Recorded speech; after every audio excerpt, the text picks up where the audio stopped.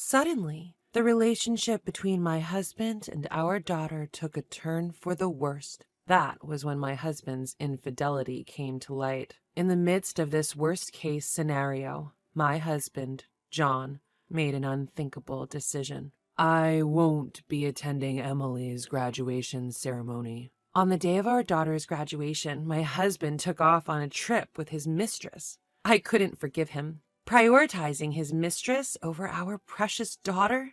Unbelievable! My name is Lily. I'm 37 years old. My husband and I have been married for 10 years, but our relationship is a bit complicated. We have a daughter, Emily, who is not biologically related to me. Emily is my husband's daughter from his previous marriage. She was only 5 years old when we got married. Before we got married, while I still prioritized work, John proposed an idea. How about you become a stay-at-home mom once we're married? A stay-at-home mom? I travel a lot for work, right? Emily is still young, and so I've been leaving her with my parents, but after we get married, you'll be her mom, so I'd rather not rely on my parents too much. That makes sense. Your parents are getting older. That's why I want you to become a stay-at-home mom and take care of Emily. I see.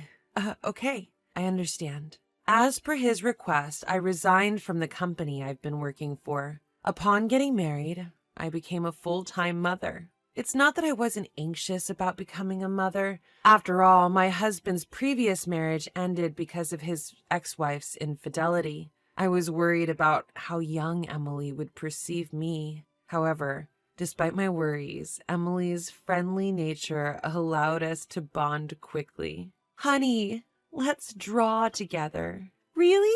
I love drawing. After we finish drawing, we can go shopping together. Let's go. I want to help you prepare dinner too. Thank you. That makes me very happy. I've been doing my best to build a genuine mother-daughter relationship. The first time she called me mom, tears came out of happiness. Day by day, as I spent time with my daughter, my love for her grew deeper. Blood ties didn't matter. I saw her as my real daughter, and I continued to pour my love on her. Before I knew it, she was 15 years old, already an 8th grader. Perhaps it was the onset of adolescence, but I had started to feel a slight distance between us. Previously, she would always be home by 6 p.m. at the latest and would let me know if she was going to be late, but recently she's not often home until 8 p.m. That day, too, she arrived home past 9 p.m. with no prior communication.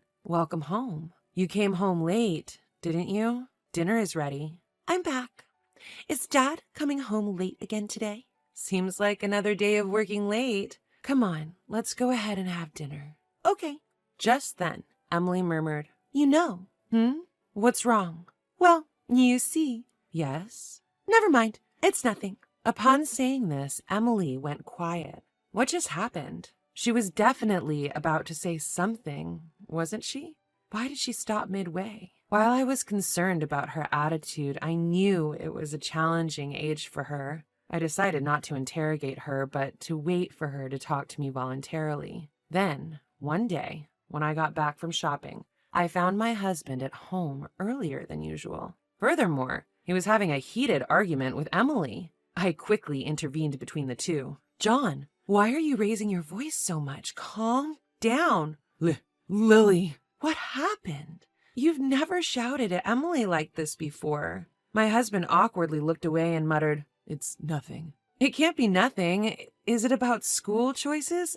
If so, why don't the three of us discuss it together? I said it's nothing. You're being too persistent. Just leave it. I'm going to take a shower. Wait a second. He quickly left the living room. Feeling the awkward atmosphere, I couldn't help but ask Emily, what happened? Nothing. Nothing? It's nothing. Emily, please talk to me. Something must have happened for it to escalate to a fight, right? Just leave me alone. It's none of your business. Wait. Despite my calls, Emily retreated to her room and didn't come out for dinner. From that day on, Emily's behavior changed dramatically. She spent a lot of time in her room and barely spoke to me or her father. While I knew I had to do something, I didn't know how to approach the situation. As I waited for things to cool down, I decided to have a conversation about it with my husband. It's about Emily. Don't talk to me about her. What? Wait, what are you saying? It's about that fight from the other day, isn't it?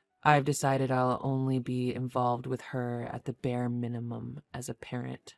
What? Don't be so irresponsible. Emily must be struggling with something. I don't care. She rebelled against me. What's that supposed to mean? Despite my repeated inquiries, he refused to explain why they had argued.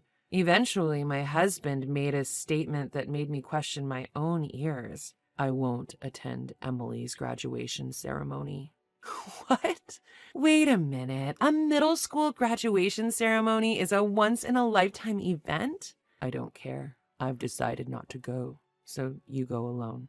No way. No matter how much I tried to persuade him, he refused to listen. I tried to invite him multiple times after, but he remained adamant about not going, consistently refusing. It's her graduation ceremony, for goodness sake. I don't want to upset Emily. I have to somehow convince him to attend. As I was waiting for the right moment to bring up the conversation again, something happened. While cleaning my husband's room as usual, I found an envelope wedged in a gap in his bookshelf. When I opened the envelope, I found 2 round-trip tickets for a train to Chicago. Why were there 2 of the same tickets? If it were a business trip, he wouldn't need 2, would he? That's when I realized. The departure date printed on the ticket was the same day as Emily's graduation. I had a bad feeling about this. I immediately hired a private investigator to confirm my suspicions. A few days later, my fears were confirmed.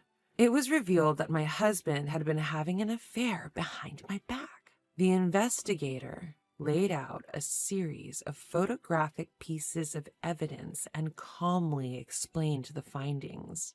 Well, it appears your husband is indeed having an affair. The other woman seems to be a junior colleague from his company. I see.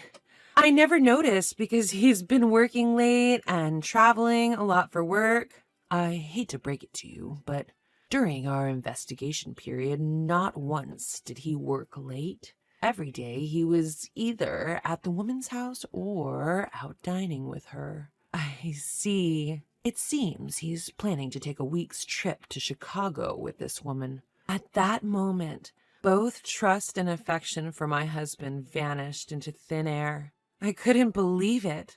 Not only was he having an affair while having a family, but he was also planning a trip with his mistress on our daughter's graduation day. I absolutely can't forgive this behavior. When I got home, I started looking for a new place to live so I would be ready to leave at any moment. I also made the decision to return to the job I'd once quit. I'll have the capability to thrive in any situation as long as I have a new place to live and a job. That's when I had a sudden realization. That is, none other than the presence of Emily.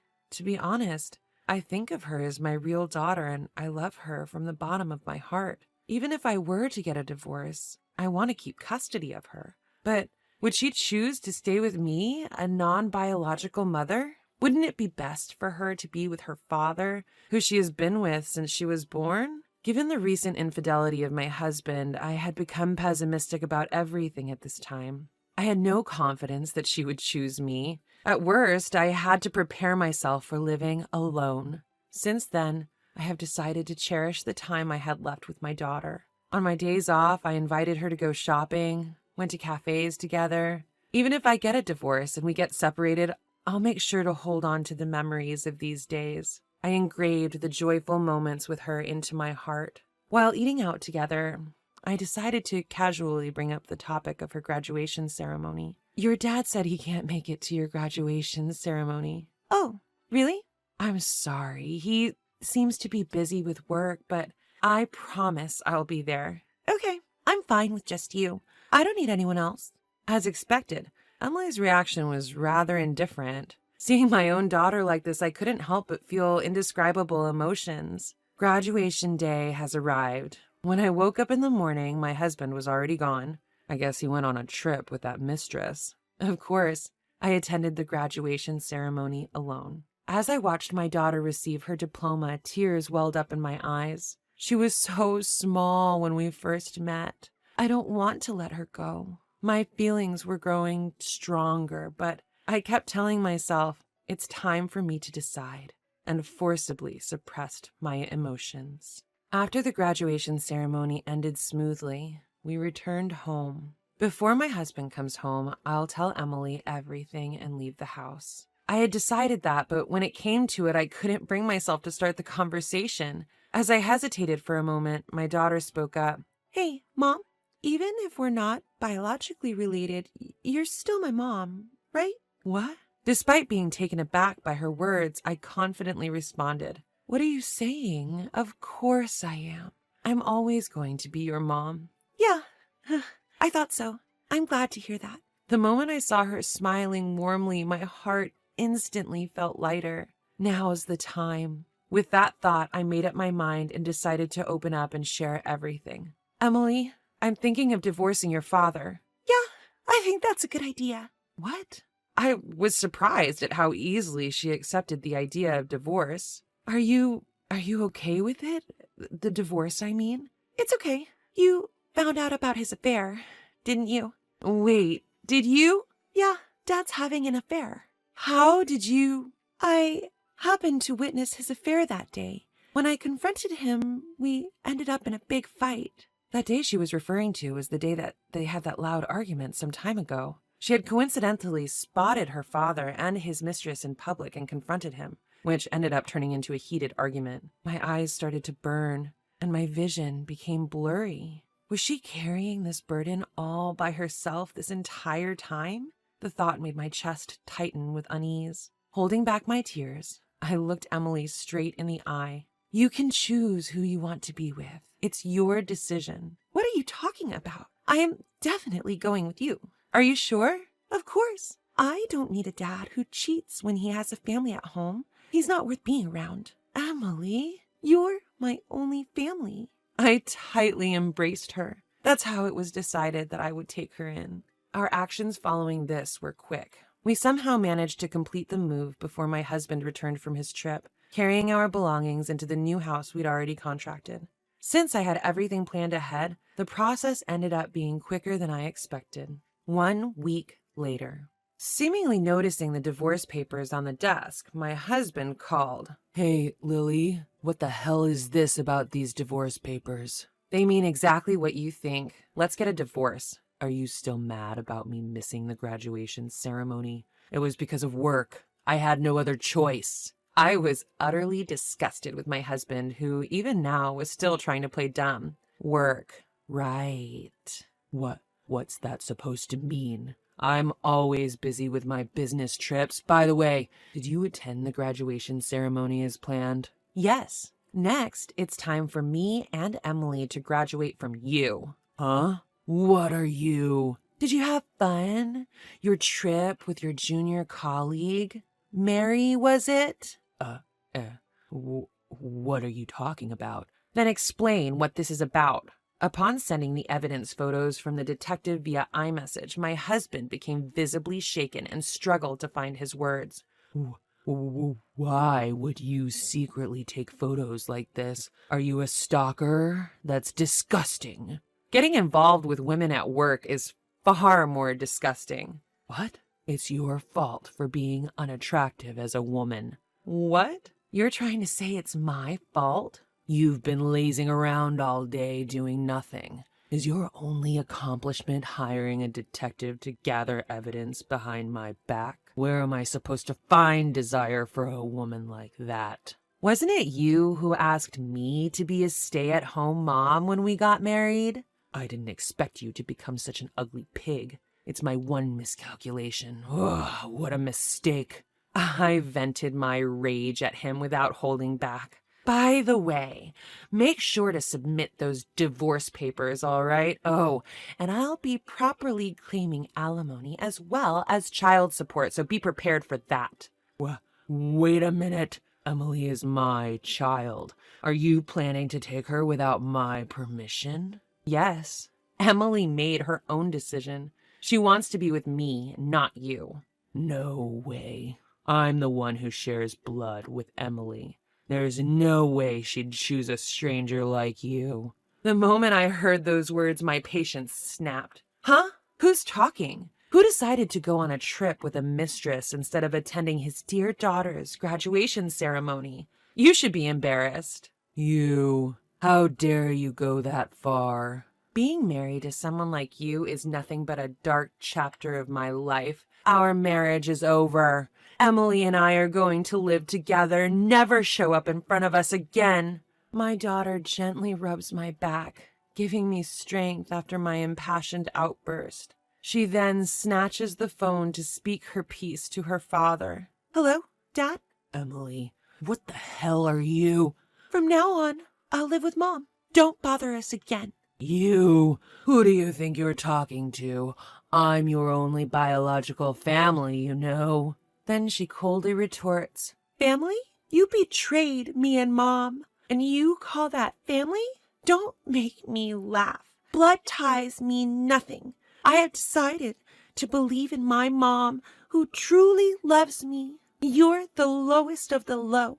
Having affairs while being married? Disgusting. You're no longer a father in my eyes." With that, she hung up the phone. With a deep sigh of relief, she stretched her body wide and beamed with a smile of pure joy. Seeing her like this somehow lightened my heart, too. With sufficient evidence of his infidelity, I was able to quickly divorce him. Emily strongly wished for me to have her custody, and so I did. Through a lawyer, I demanded compensation from his mistress and also made sure he paid alimony in addition to that. Chan's mistress was outraged at being sued and immediately broke up with him. Moreover, as she spread the story of their breakup at work, his reputation plummeted. News of his affair and abandonment by his daughter quickly spread throughout the company. Apparently, John got dumped by his wife for having an affair with a junior colleague. LOL. Didn't he have a daughter? Man, that's really low. To be abandoned by your own daughter? That's a major oof. LOL. When the company investigated the rumors, his misdeeds came to light one after another. He had been taking his mistress on business trips and inflating his expense claims. He was promptly fired and ordered to pay back all the fraudulent travel expenses. Having lost everything, he moved into a cheap apartment and is apparently living a difficult life. There's nobody to lend him a hand, and he'll probably remain lonely and impoverished in the future as well. In contrast to my ex-husband, I am living a remarkably prosperous life. I was able to return to my old job, and my time with my daughter has been fulfilling. On our days off, we go out together and cook meals, enjoying a genuine parent-child bond every day. Hey, Mom, what about having mac and cheese for dinner today? Sounds good. How about we cook together? We'll need to go shopping, too. Oh, and let's stop by the new cafe that just opened up. All right, let's get ready then. I no longer have any worries. I intend to continue walking hand in hand with the daughter who chose me.